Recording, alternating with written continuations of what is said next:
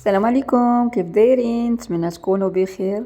اليوم غادي نتكلم معكم على واحد المكون طبيعي اللي كل شي كيعرفه، ولكن قليل اللي كيعرف القيمة ديالو.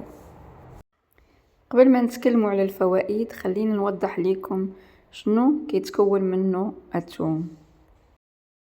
الثوم فيه مركبات كبريت اللي كتعطيه القوة ديالو العلاجية، وفيه الفيتامينات بحال السي و بي 6 ومعادن بحال الحديد والكالسيوم والبوتاسيوم، وزيد عليهم مضادات الأكسدة والزيوت الطبيعية اللي كيعطيو داك المفعول القوي ضد الجراثيم.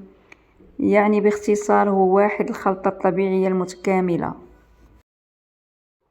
دابا نمشيو للفوائد. الثوم معروف بأنه مطهر قوي وكيقضي على الجراثيم وكيعاون بزاف في الكحة والسعال والزكام وحتى الحساسية ديال الصدر.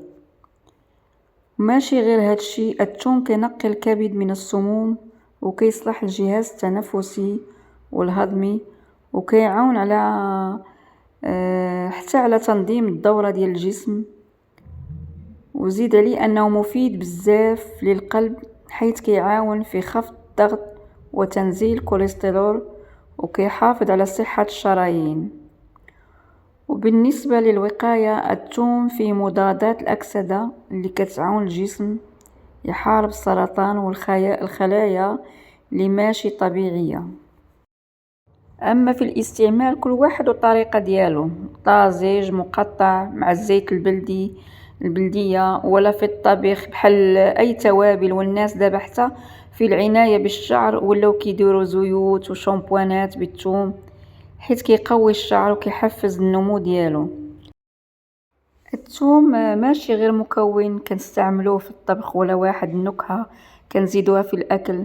الثوم نعمة من نعم الله، فيها شفاء، فيها طاقة، وفيها حماية للجسم كامل.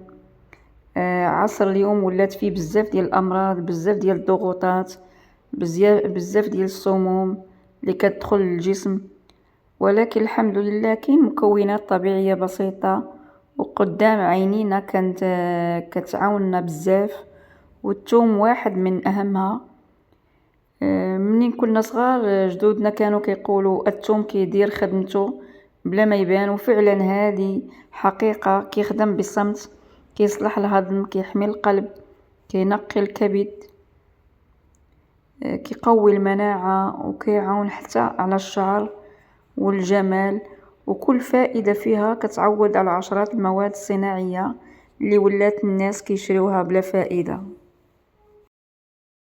ماشي ضروري تشري أغلى الأدوية ولا أغلى المكملات، غير رجع للطبيعة ورجع الأصل. ضيف الثوم في حياتك اليومية، حتى غير سن واحد في النهار، وغادي تحس بالفرق في صحتك، في طاقتك، في النفس ديالك، وحتى في المناعة ديالك. وفي الأخير نتمنى تكونوا استفدتوا من هذا الفيديو. مع السلامة في فيديو جديد إن شاء الله.